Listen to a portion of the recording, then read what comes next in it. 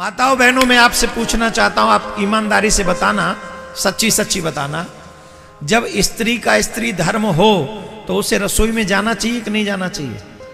जोर से बोलो। जब स्त्री का स्त्री धर्म हो उसे पूजा करने जाना चाहिए कि नहीं जाना चाहिए?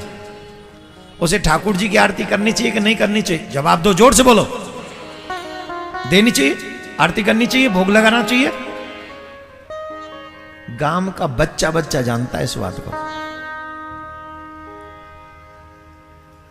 गांव का एक बच्चा बच्चा जानता है इस बात को कि जब स्त्री का अपना धर्म हो तो विश्राम करे, पूजा, रसोई, अनुष्ठान इनसे दूर रहे, ये विधान है। अब यहां उदाहरण दिया जाएगा कि द्रौपदी जिस समय रजस्वला थी उस समय भगवान समा गए। अरे ओ, क्या स्थिति थी द्रौपदी की उस समय? उसकी साड़ी उतारी जा रही तो भगवान ये सोचेंगे रजस्वला है, तुम्हारी कौन साड़ी उतार रहा है इस टाइम? उस समय द्रौपदी की जो कंडीशन है, भगवान है वो तुम्हारी तरह और मेरी तरह नहीं है।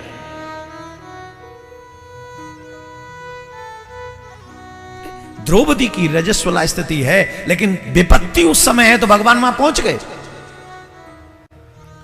लेकिन द्रौपदी को छोड़ के दोबारा बताओ और कहां गए भगवान फिर इस स्थिति में? बोलो, बताइए हमें, एक उदाहरण दीजिए।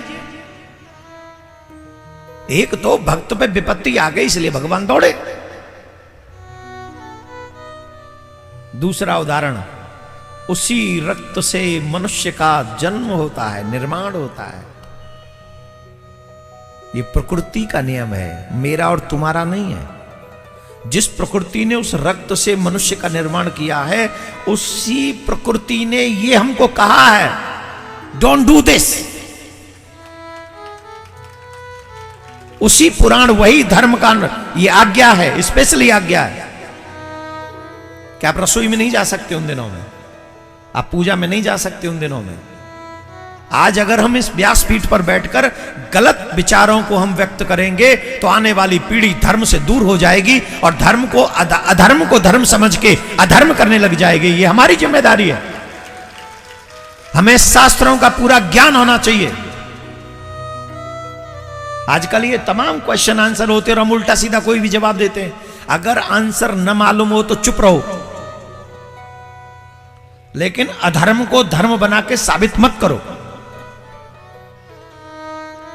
इससे बहुत बड़ा फर्क पड़ेगा। आने वाली पीढ़ी समझेगी कि जब ऐसे धर्माचार्य ऐसा बोल रहे हैं तो यही सच होगा। आज इस व्यासपीठ से पूरी जिम्मेदारी के साथ मैं कहता हूं, जिन माता बहनों को यह संदेह हो कि रजस्वला स्थिति में, स्त्री धर्म की स्थिति में हम पूजा पाठ, रसोई इत्यादि कर सकते हैं कि नहीं, तो हमारी व्यासपीठ कहती है नहीं, मीन्स नहीं।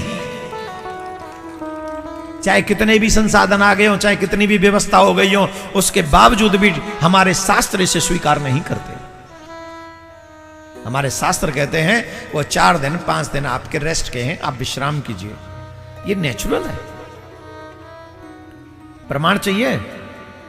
प्रमाण दे दें। उस स्थिति में अगर माताएं बहन तुलसी को जल चढ़ा दें तो बताओ तुलसी का क्या होता है? जोर से बोलो। इससे बड़ा प्रमाण क्या चाहिए? प्रकृति इसका प्रमाण दे रही है। प्रकृति,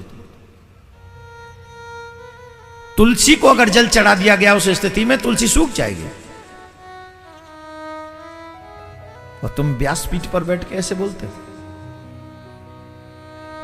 ना, कदाप नहीं।